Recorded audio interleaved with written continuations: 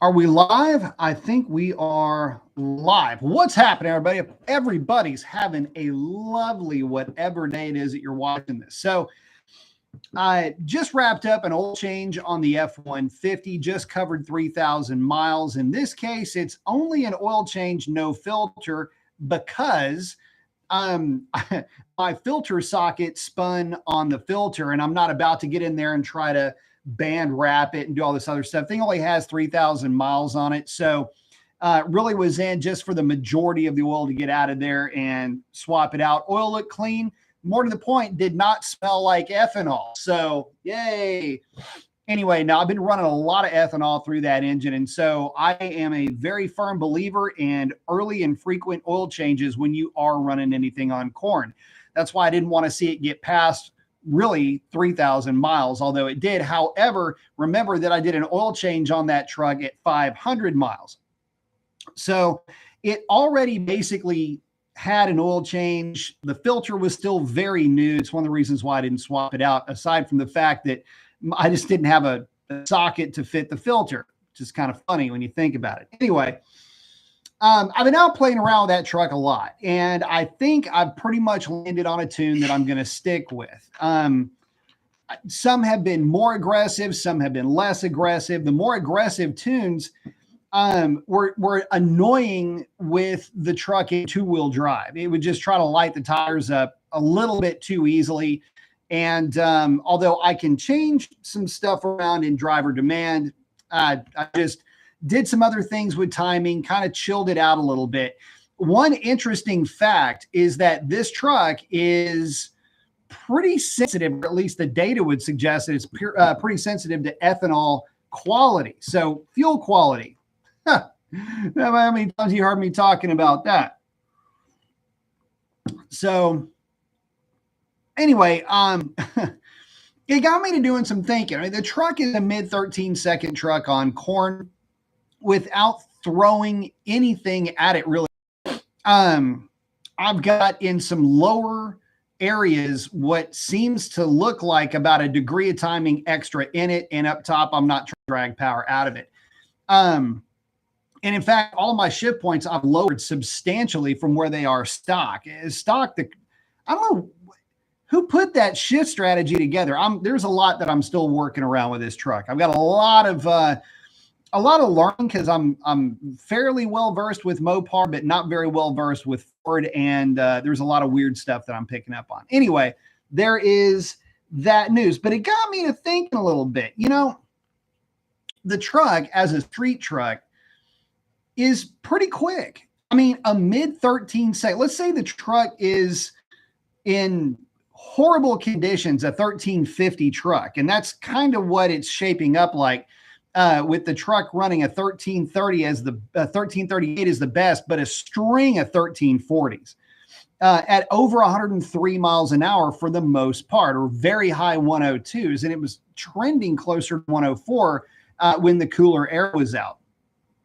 So interesting fact that the truck is legit fast, especially if you look at it from the point of view of older cars and, you know, back in the day, street stuff or whatever. It's again, a solid mid 13-second truck. But that got me to thinking a little bit about, you know, what I'm doing with the motorcycle stuff too. You know, I mean, I've got a set of British Customs Predator shorties coming for the Bonneville.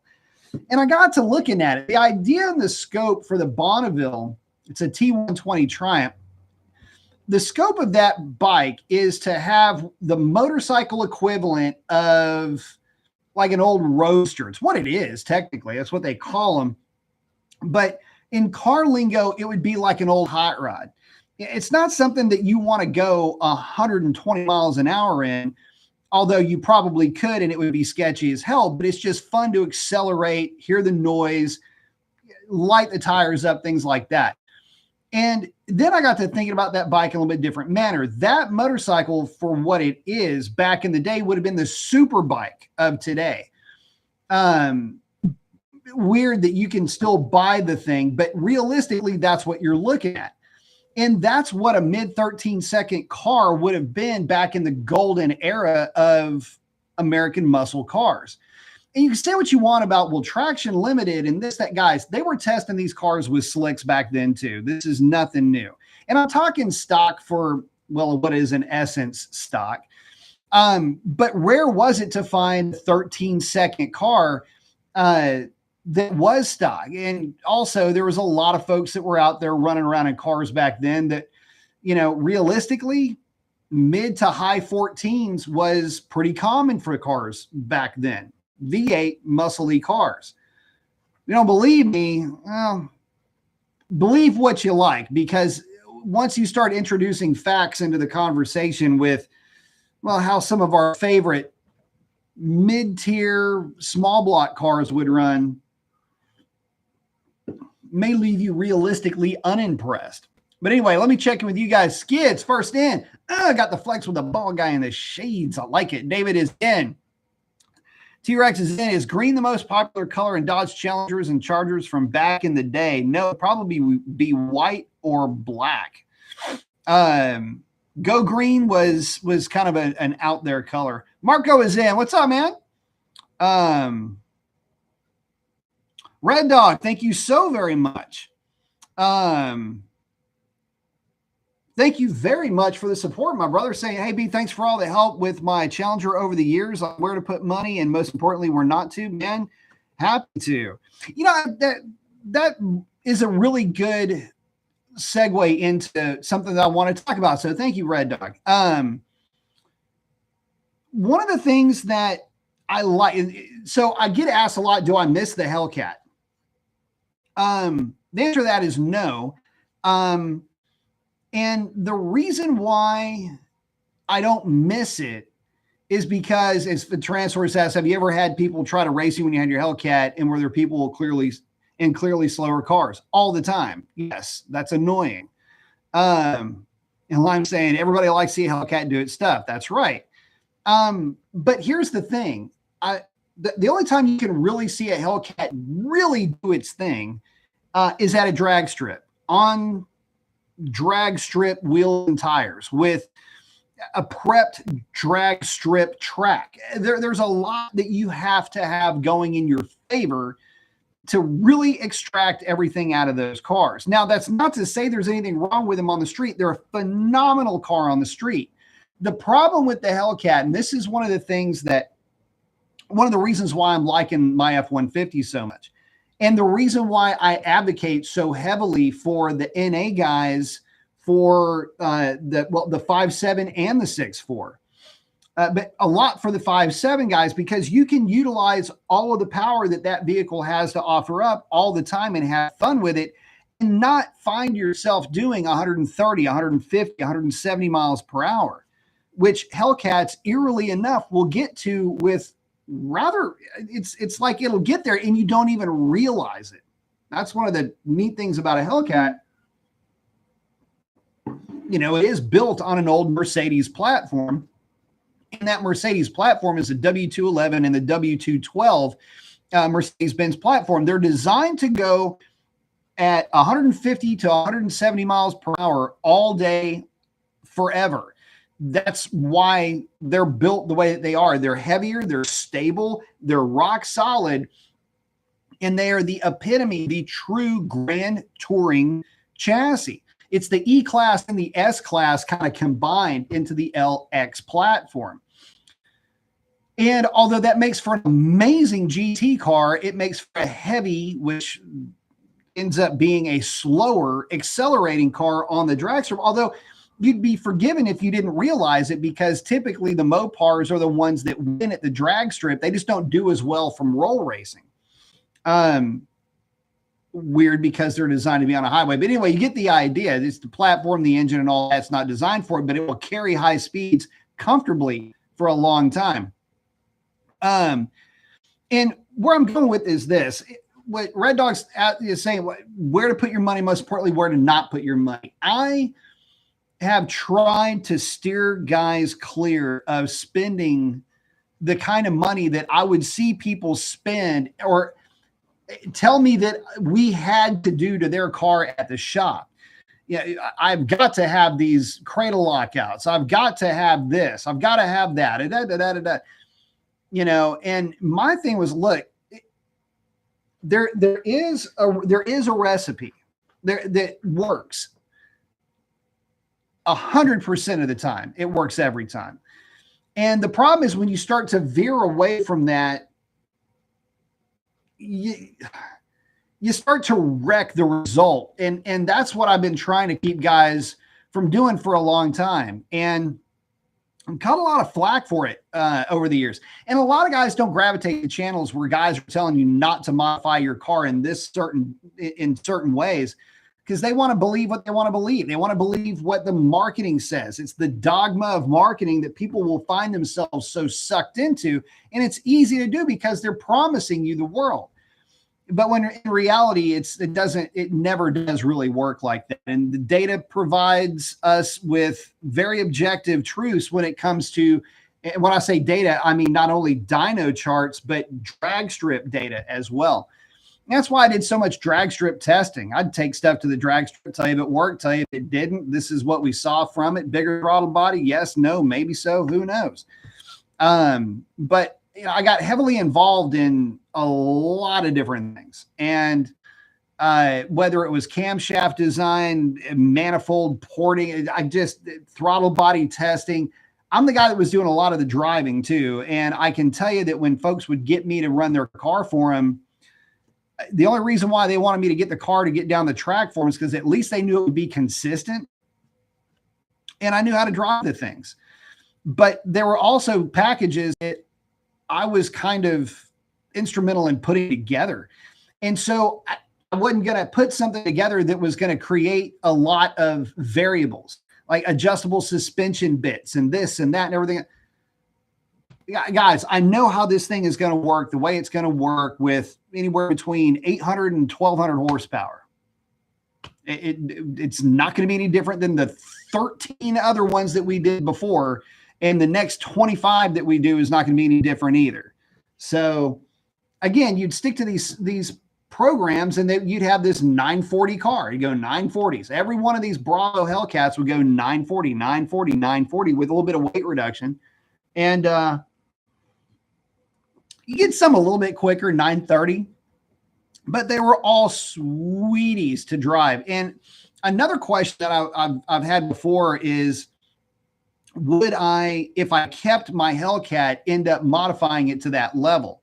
And the answer to that is no, because that extra amount of power that I played with and I was used to it. I was the guy that had the cars on the dyno too, all of that. But it's not like, and I literally made my living doing this. No, because you can't use it anywhere. That's the other thing. You get to a level and you've got to really ask yourself, how fast is fast enough? And again, we're talking about the truck or talking about the Bonneville. The truck is a mid 13-second truck, which is fast. It's freaking fast. It's a 13-second truck, well over 100 miles an hour. And I say well over, I don't mean like 130. I'm talking about it's not 12-second mile an hour though. A 12-second mile an hour puts you like at 108 solidly will be a 12-second car.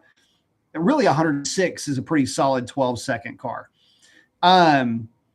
But anyway, getting to the point, it's got some chops to it, right? And it's fast. It is fun. And at some point, you had to have faster than a 1350 coming out of the muscle car era. But then again, at one point, it was fast to have a 14.0 vehicle, whether it was all-wheel drive, rear-wheel drive, front-wheel, it didn't matter. So, again, the same kind of goes with the Bonneville. I've owned and ridden much faster motorcycles. But damn, if it ain't the keys to the Bonneville that I grab when I just want to go for a quick, chill ride. It's not the keys to the Kawasaki, even though I'm wearing the shirt. It's not the keys to the Cowie. It's not really the keys to the Daytona, although it is a close maybe second or third. But if I'm thinking about just going out and making noise with my right hand, I know what you're thinking. You animals, like I'm telepathic, but if I'm going out there just to have fun, Anyway, it's going to be the Bonneville because I love the way it looks. It's a roadster. I like that. And it's just fun it's fun with motorcycle, or it's fun with car when you have something that you can go out, have some laps. You know, you're not doing anything to the vehicle to hurt it. You're not overstressing any parts. You're just having fun. That's what the money that you spent is supposed to reward you with. Another thing that I wanted to talk about, in talking about spending your money in the right way, one of the things that bothered me the most, this is like a why I the stranger skids. One of the things that I just it would bum me out. It was a very, so people. I say people like somebody stops me when I'm walking down the sidewalk. It's not like that, but folks have asked me like, what are the perks? But they never say, well, what's some of the funky stuff? Like what's some of the bad parts about working at a shop or being around cars like this, racing stuff and all of that?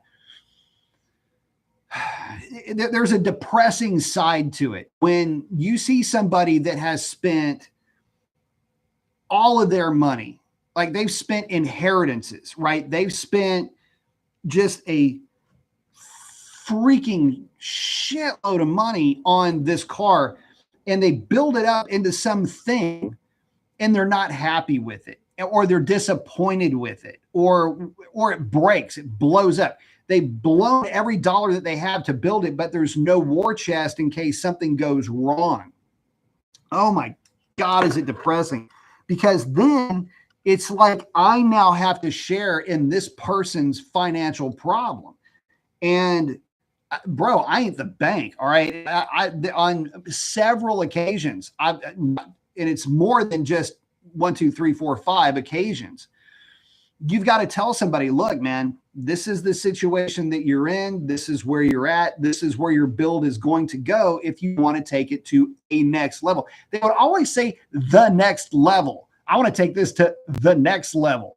First of all, chill with that energy. That the next level doesn't exist.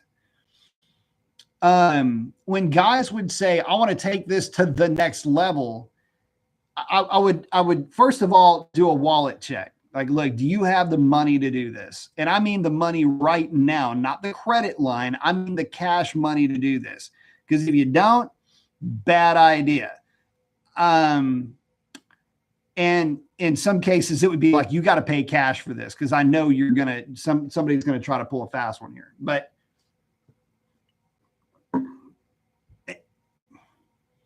there is no such thing as the next level, because you get the car to the next level and the guys it still gets smoked. And just because it makes the power doesn't mean you can drive it. This isn't a video game. Just because it makes the power doesn't mean you can treat it like an asshole either. I've had a guy that, and I'm not even going to mention the car, but we had a guy, Hellcat variant, let's leave it at that, who I don't know how. This is one of the reasons why I ended up buying a Hellcat. I'll give you a kind of an idea for the time frame. This guy treated this Hellcat like, I don't even know the words to it. Like I may be a little bit overly mechanically sympathetic, but this guy treated the freaking gas pedal like a light switch. I don't know how the car held together for as long as it did, but it did finally let go with this clown driving it. And I don't even know what to say about it. Right. But you get a lot of that too. You get a lot of times guys have more money than they do sense or skill set. They decide that they want to take something to the next level. I've talked more people out of spending the next level kind of money and just saying, look, what's the goal? Well, I want to have the fastest Hellcat in pick a place. Okay. What does fast even mean to you? Do you want it to go 230 miles per hour? Do you want it to go 9.0s or 8.70s in the quarter? What does fast mean? You know, I want to be able to tell them it's a 9-second car. But okay. Let's do that.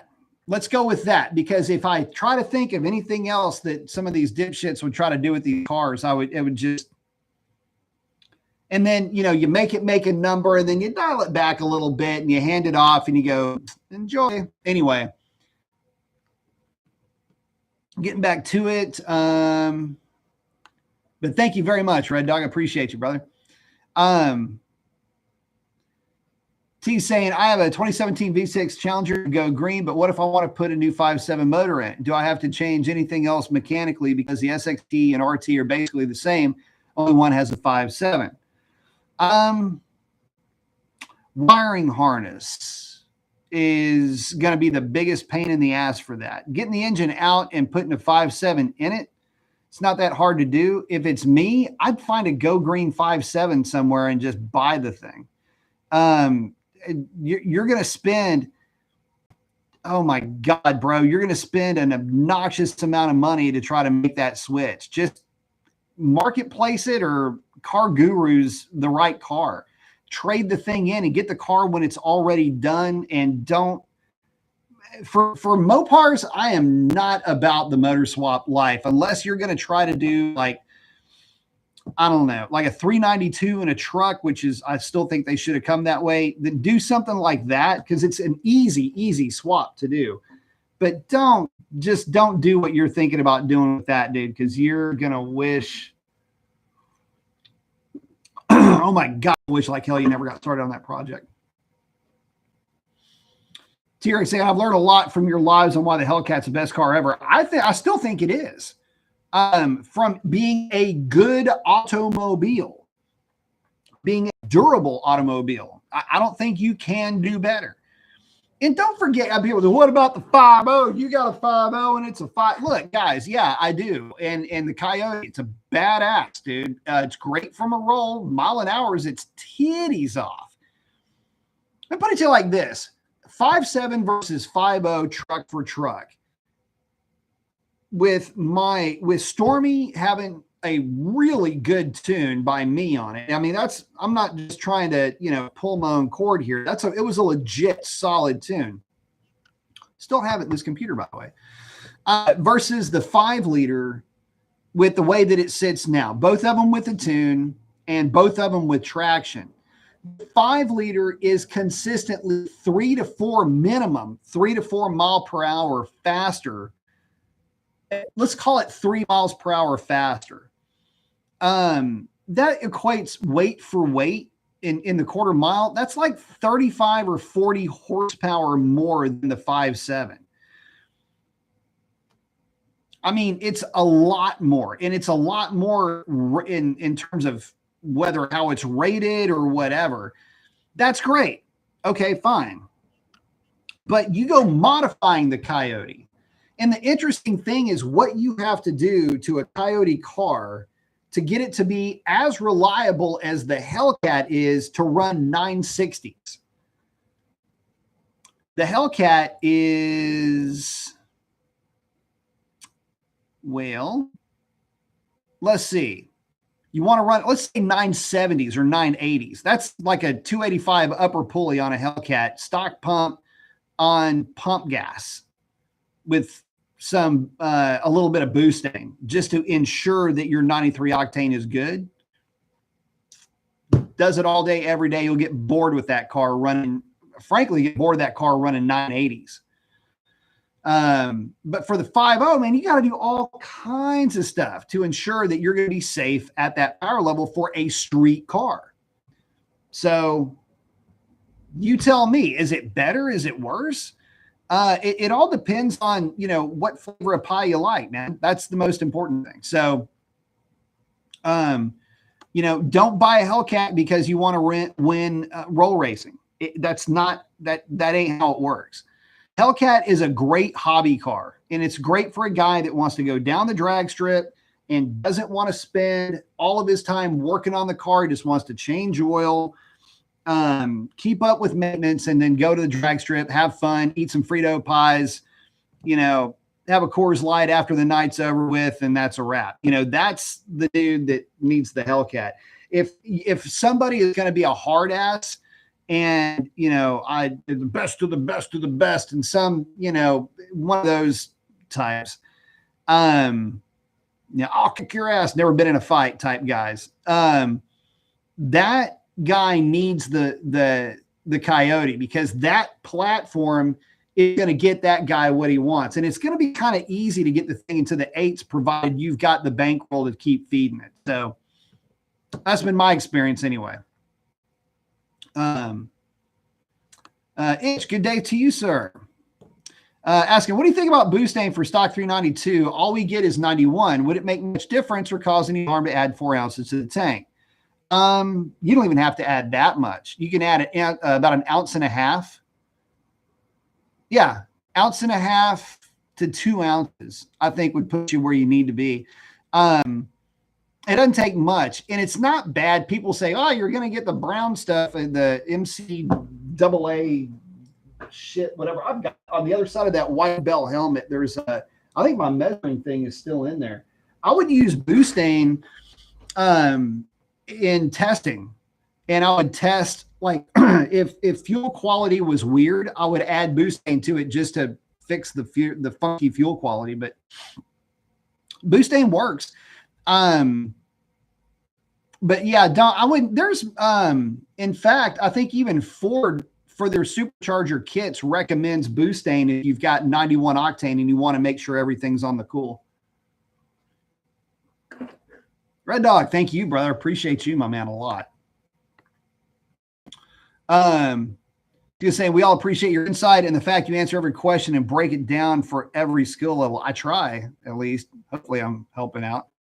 You don't have to be an engine expert to understand. You've tried. Thank you, brother. I mean, I appreciate it. Thank you. You know, I try to make it easy. There's so much nerd rattling around in this overly round head of mine. I don't know that there's, I mean, it's tough when you're trying to explain something that is as complicated as this can get, and try to cut through the nonsense, you know, trim all the fat and just get to the meat of the problem here. And again, I've always tried to move people away from spending money unnecessarily, because, and also, if something sounds too good to be true, don't invest in it. Remember the Ripa pulley, or not the Ripa, God, that's the wrong word. Who was it? Whatever the pulleys were, you had the itty bitty pulleys that you didn't have to have a tune for and all that. Remember that?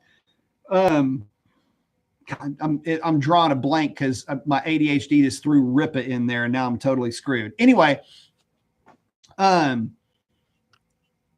thing is that here's the interesting thing. I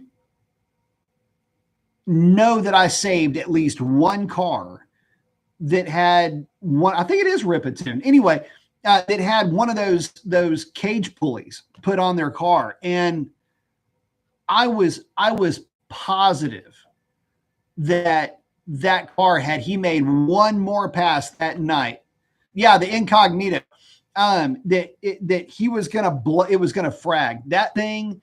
He had maxed out, completely maxed out knock retard, that car. And I'm just going, he's going, yeah, it's making 800 horsepower. And I'm going, oh, God bless, man. Listen, dude. And he was data logging it. And that's the thing that blew my mind. Like, the guy knew enough and knew how to data log, but he had absolutely no idea what else was. Anyway,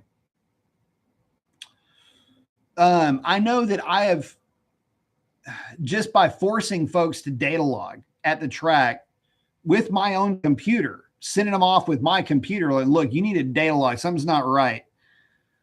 And every time I've said something's not right, something wasn't right. And I wouldn't let him go down the track again, because, and it wasn't like I'm helping you today, I'm your super Mopar guy. No, I didn't want him to go down the track again, because if they did, they were going to ventilate the block and that whole thing was going to be shut down that night. So don't believe me. It wasn't because I was being such a nice guy. I wanted to race that night. I had some people that I wanted to go up against. I'm thinking about one of them in particular. I had a couple of guys that I wanted to race. We were kind of, like, hey, we need to line these two up. This is going to be a badass race. And it was. I mean, it was a CTSV and a vet that I wanted a piece of. Revlon did really well. Better than I thought. Beat the vet, and I didn't think I was going to beat the vet. That was right on the heels. Golly, that was funny. That was right on the heels of me beating the GT 500, and the guy in the GT 500 was so pissed. He stood on the brakes on that car and made the first turnoff at HRP, which, I mean, I was like, man, I was telling the guy it was a good race, and he was pissed. It was a GT 500 on a tire with some tune or whatever. And I torched his ass, which should not have happened. I think something was wrong with that car now that I think back at it. TRX asking, if you find a Demon 170 one day for sticker, will you consider?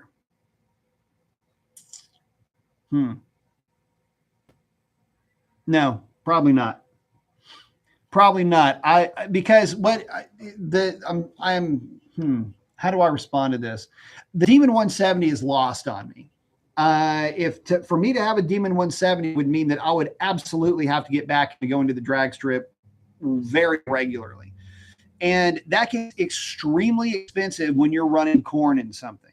What a lot of people don't realize is that if you're running corn a lot, you've got to be changing oil a lot. In fact, if you're running corn, talking about E85, your oil changes, so on gasoline, I would change oil about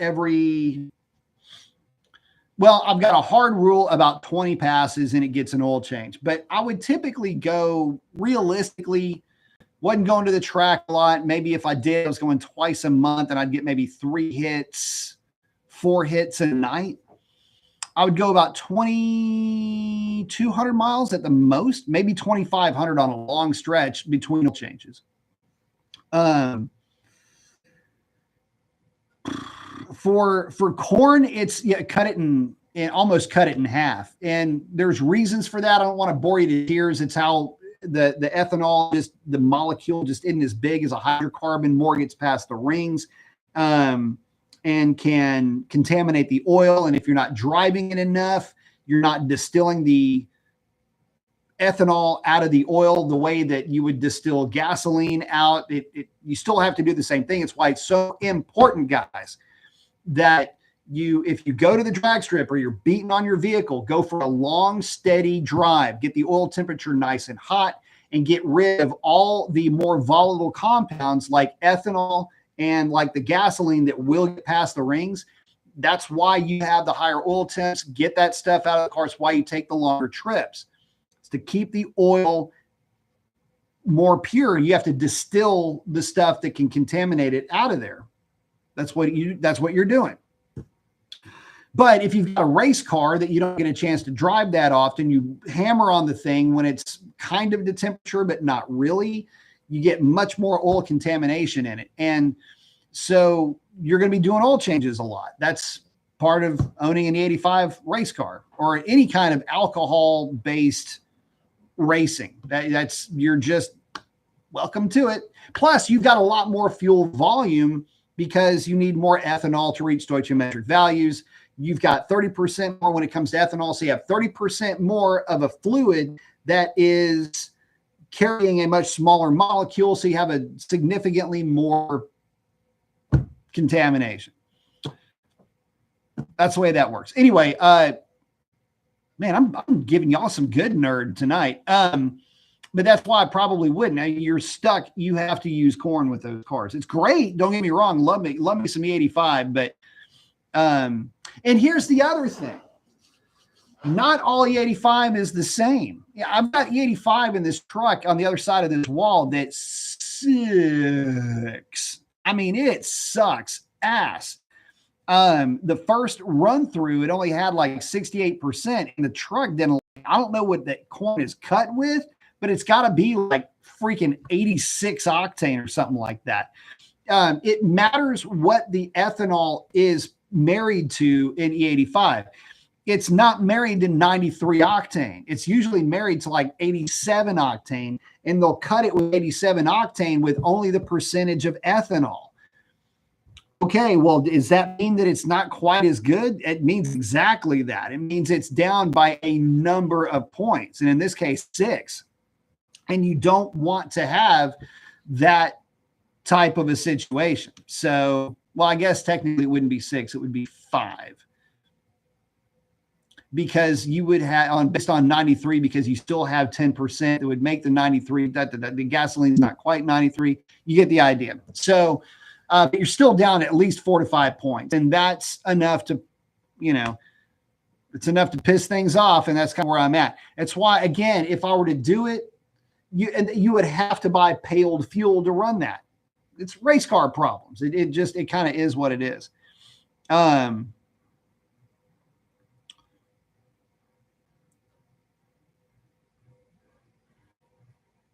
Stuart saying, I've always wondered about that. SRT B5 had some great videos with that pulley combo, but have since disappeared. It depends on where you live. If you live up in the high desert, if you live up in Denver, Colorado, everybody always brings that area, then in that case, it would work. If you live in lower altitudes, no, don't do it, because you will be outside of your load limit. I was outside of my load limit with my car.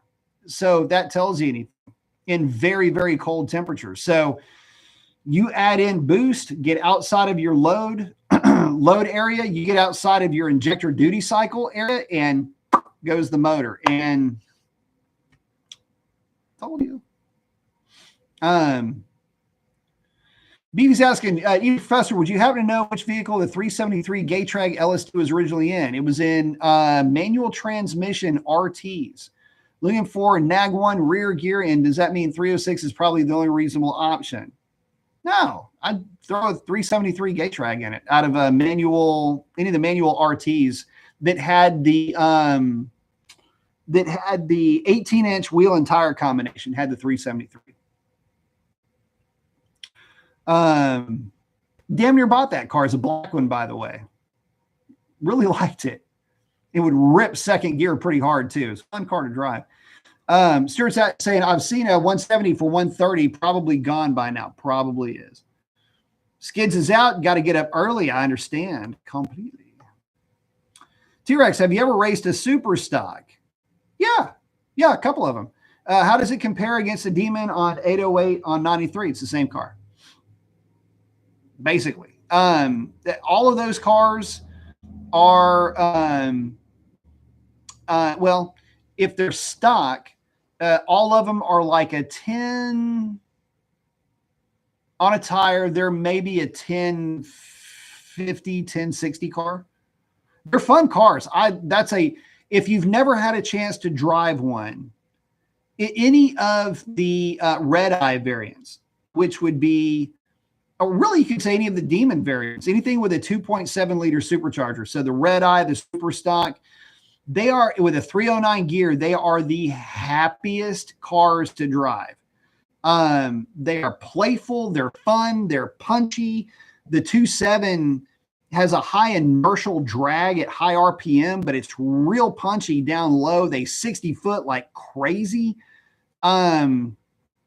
If I were to ever get another Hellcat variant, it would probably be a narrow body red eye, and it would be white with black interior. That would be the car that I would get. And I would I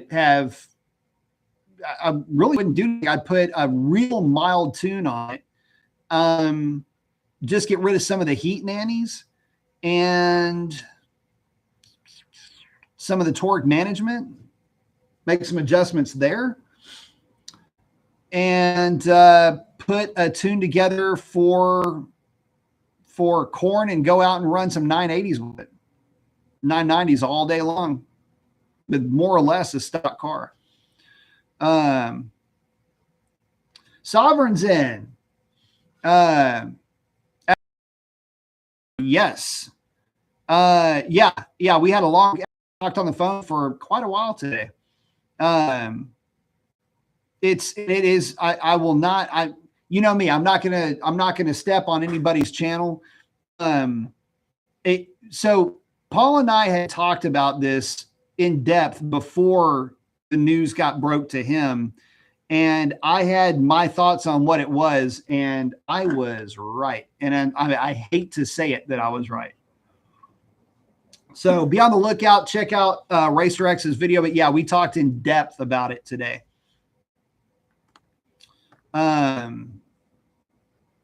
He says, just seems to be a real challenge to find. May have to do some advanced dumpster diving. Yeah, they are hard to find for sure.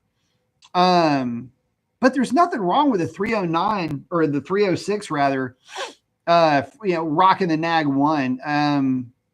The one that's easy to find that I would not recommend is the 392. Just don't do it. I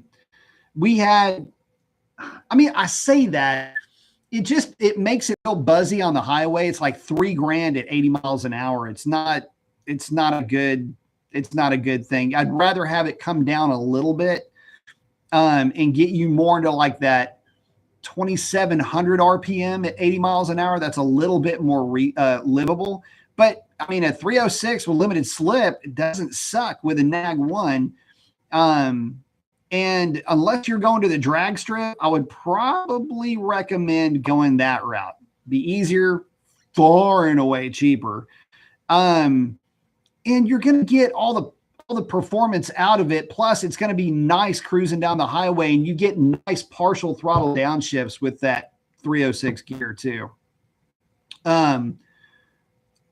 That's just what I would do with mine. I could have held out. I'll give you an idea. I could have held out with my truck for a 373 geared version of my truck, and I still went with a 331 because I've already lived through all the gearing stuff, and it's just every time I've put a real aggressive gear in a car, I've ended up regretting it, because what I gained somewhere, I lost somewhere else. And it's like in a narrow view with blinders on, I gained everything, but only in this tiny little field of vision.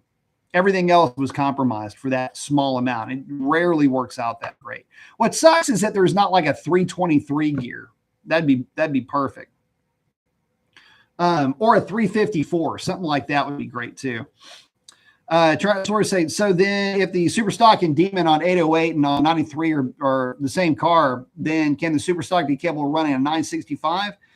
Well, you have to remember that is a separate tune that is specific to the race gas tune. So, if you tune it on race gas, then yeah. I mean, plenty of guys run mid nines with those cars. I mean, whether it's a red eye, a super stock, it really doesn't matter. But they're tuning it, and they're adjusting the weight to get it to run those kind of numbers. But here's the thing: Demons don't run 960s. Find me one that has. They don't exist. I was the first person to run a 9 in a Demon at Houston Raceway Park, and a little, little known fact there. And it's interesting because even to get the cars to run 9s when they're stock, it's bad conditions too. Pulled a lot of weight out of the car and went out there and ran a number. But the Demon. So when Ray had the F8 green car, that car went 978, and it held the as delivered record for Demons for months and months and months. And fast forward a year from that date, Z driving his car went a 97, another version. He got rid of the green one, got a red one. That car ran in 976. That still is my understanding is the fastest as delivered Demon that was available for public consumption. As a matter of fact, if Z wouldn't have been there or wouldn't have been able to run that car, it would have been me driving that car at the Legion of Demons. So, you know, Ray was a very accomplished driver. Z obviously very accomplished, and myself, you know, I'm just here for comedic relief, but you know, I've got some chops here and there, and that would have been me driving the car, ran the number, and nobody could touch it. So just saying. Oh, Beefy. Oh yeah. 306. Oh yeah. If you're going to boost that thing, don't even think about the other gears. Stick with the 306. Yeah. Yeah. Don't, yeah, for sure. Don't go with a different gear. You will regret that.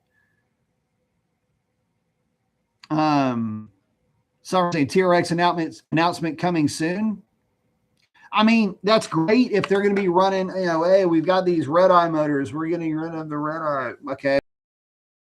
They're going to have, you know, some kind of really killer version of the 6. Bravo. But I don't know. We'll see how that shapes loose. So the Demon on 93 will run the same as the Super Stock. Yeah. There's nothing separating those two cars, or a red eye for that matter will be identical to it. Terry saying Kevin Van Horst saw a stock Demon do a little better than a 965 and has a video. Okay, let's talk about stock, because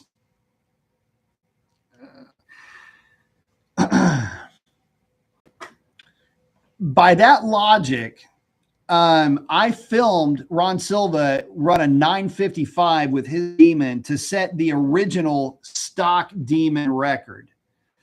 There is a difference between stock and as delivered. And so I hate to break it to you, but none of the cars that ran the numbers after Ray ran the 978 were as delivered. It didn't work like that. These guys are running different wheels and tires, and more importantly, we're race prepping the piss out of these things. Lots of weight reduction, goofy ass weight reduction at that. So at the second, I damn near got thrown out of the second Legion of Demons because I started clowning on fools that were in the process of disassembling their cars, getting ready for the next day. There's guys pulling door cards out. That year was the year that you had people that were removing the window motors. They were removing the windshield wipers, the windshield wiper motors, the front sway bar, the front bumper. They weren't even putting a bumper support in there. They're just removing the whole damn thing and then putting the cover back on. The freaking headliner, the plastics on the inside. The joke was that the car was the same color on the inside as it was on the outside. So define stock. And if somebody has an as delivered that actually ran the number, I'll be the first one to congratulate him. That's fantastic. But I never saw it, and not in as delivered form. And the whole spirit of that competition was to run the number that was advertised, period. And when after the first Legion of Demons, people were finding out, guys, there were guys in obnoxious air that could not run a 9. And I was kicking back. I had Revlon with me, and I'm just going, okay, well, does anybody need a driver? Okay, do you just want a time slip? Either myself, Ray, any one of us. If for the noobs, I can go out there. I'll be happy to run a number for you in your car. Here's your time slip. Have a nice day. And my chops were pretty solid. Most of the people knew me at that place anyway, but everybody wanted to try to get their own number. I said, I would too. After that very first Legion of Demons, that's when these guys started field dressing these cars.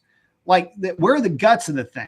Like, it looked like they had strung up a 190-pound buck. I mean, it was bad, right? So, and the reason why I was clowning this one dude is because it looked like he had yard saled the car right there. Like he had the whole innards of this thing spread out.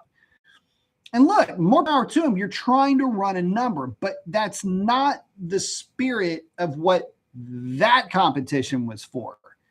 So I had one guy, I'm not going to mention his name. I had one guy come up to me literally when I pulled up on the second Legion of Demons, complaining that these guys are just gutting their cars. This is somebody that's notorious for weight reduction. But you just can't see it. And these guys are gutting their cars. They have Lexan windows and all this other stuff. I'm just like, dude, you're getting smoked at your own game. This is why I didn't get involved in any of this stuff. We went after the as delivered record. My understanding is that we got it. We still hold it in one way, shape, or form. I could be wrong, but I don't know. Gary's saying at 100,000 on my Ram 1500, should I have a service? Yeah, probably be a good idea. If it were my truck, I would replace the water pump, the alternator, obviously the belt, the oil in the transmission fluid. You don't have to mess with that. Obviously, you know, you may want to just consider having spark plugs swapped out, but yeah, you can do that.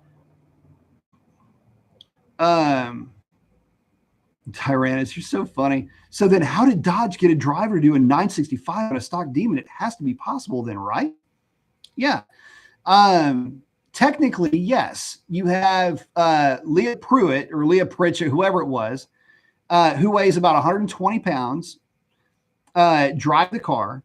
You have Max Traction prep the track, and you have unlimited runs, unlimited fuel, perfect quality fuel, mind you. And you have the might of Dodge with a very light driver with unlimited funds to be able to get out and run as many times as you can with perfect air pressure and perfect conditions. It was rumored that the density altitude when she made that pass was so deep that it was like a lottery day that they got that car to track. So that's how you get it done. Is it possible?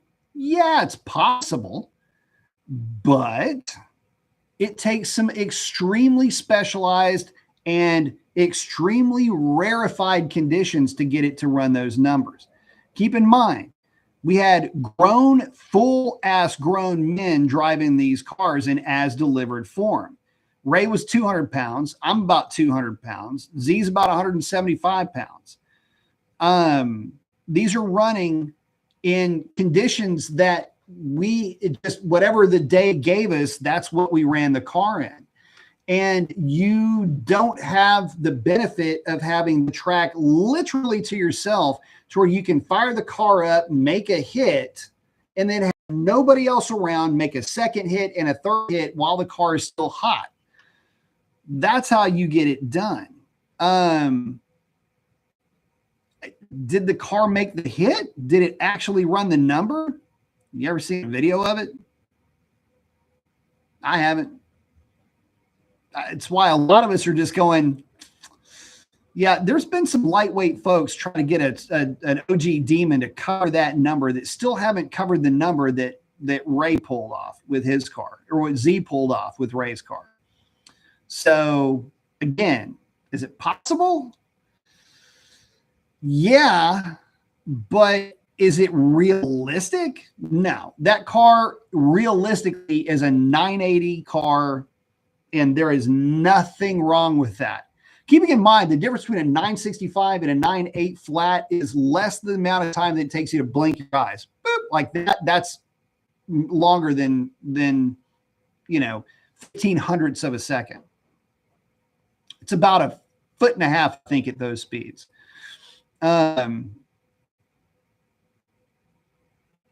Let's see. Oh, Beefy, with the cost of a 373, used 306 gears are practically free. Yeah, they are. Could put that money towards a supercharger. That's what I would do. I want to start pricing things out. It really, I don't really get the max effort NA approach. look, some guys love naturally aspirated stuff. I get it. Love naturally aspirated stuff too. But when you start to look, this has been my argument. Guys would come to me and go, hey, should I build a 426? I want the 426. 426. And I'm just going, okay. Why do you want to build a 426? I believe that the naturally aspirated is the this or the that of the that of that. I'm a naturally aspirated. I'm like, okay, you take your fucking holier than thou ass and don't come to me complaining when somebody in a stock Scat Pack with a Pro Charger walks you like a dog, and you're not going to know what to say about it. We built some combinations naturally aspirated, even with stock cams, that were nearly as fast as a stock car with a soft Pro Charger tune. But you got to understand that the best 426 street package, not race package, a street package, would lay down, I don't know, 550 horsepower to the rear wheels. All right. A base model Pro Charger kit was 535 to 555.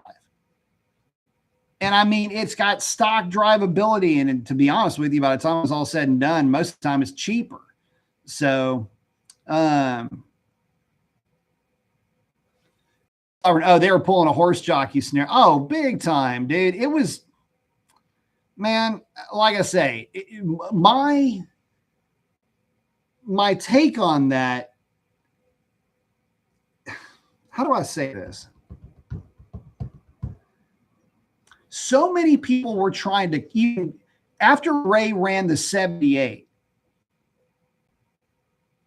the 978, there were people chasing Ray. They stopped even looking at the 965. Like, how do I get this thing to run a 975?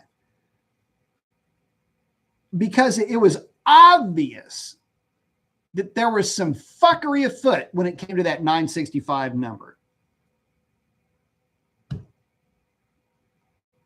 Fast forward to the Demon 170. Any ever run an 890 anything yet? In as delivered form? I don't think so. I haven't seen one yet, but then again, I haven't really been chasing it. I do know that Ron's car has gone quick. It's Ron's car, so I bet your ass it's going to be quick. Let's see. Oh, sorry, I'm saying, speaking of NA, it's nuts that Ford's pulling 500 out of a 5.0. Yeah, it is. And they are too. They are, but it takes RPM to do it. And that's the bummer of it. T-Rex says, how come the 5.7 is bigger than the 5.0 motor? And why does the GT have nearly 500 horsepower and the RT is only 375? There's a lot of reasons for that. One is variable cam timing and variable cam profiling in the 5-liter makes up for a lot of that. The more efficient you can make your displacement, the, in essence, larger you're making that engine act like. The 5.0 acts like a big engine from about 3,500 RPM on up. But there's just some things that really 4,000, I should say. But there's just some stuff that displacement wins every time, and that's very low RPM torque production. So, I mean, but anyway, getting back to it, overhead camshaft is far and away more efficient. I can say that in data, I regularly get higher than barometric pressure KPAs in the intake manifold because of the charge stacking effect, whereas you never see that with the 5.7. So it's funny. So in the 5.7, under the same conditions, let's say you're only getting like a 94% air charge. At that same place, the 5.0 would be getting 103% air charge. So that is a wide spread in terms of efficiency. And you just take your displacement, multiply it by, let's say 90%, and then you take your, or 92% or 94%, and then take your 5-liter displacement and multiply it by, 1.03. And that gives you an idea for what the efficiencies are really looking like. But the variable cam part of it is huge. The fact that it's a 4-valve motor is another huge thing. There's a lot to it, though, when it comes to efficiency. And it is a completely different ballgame when it comes to the tune in the 5-liter, too. Far and away more advanced technology is going into the tune of that. I'll leave it. I'll just stop it with this. The 5.0 clips per cylinder timing. So you can adjust timing per cylinder with the 5-liter, and it's pretty amazing how that works. There's a lot of reasons why. It's just a completely different engine architecture altogether.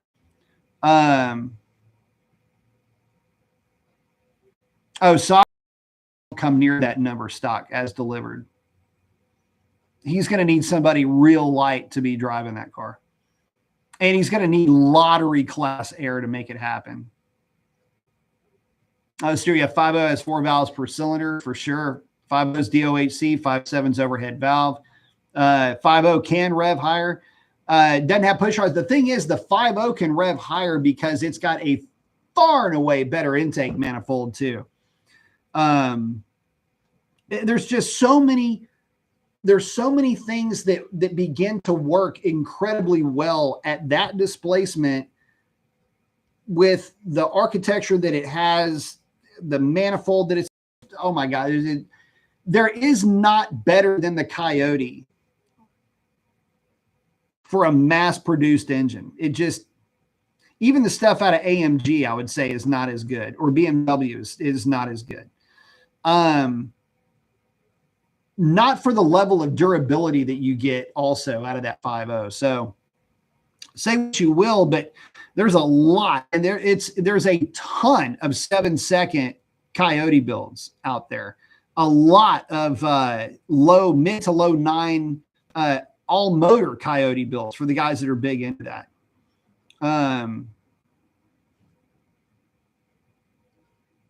BB saying, I heard that intake manifold is pretty much better than any of their aftermarket options. Oh yeah, no, the Ford stuff. Yeah, you would be shocked. Ford, this is the difference now with Ford versus Mopar. Ford has seemingly always been run by enthusiasts.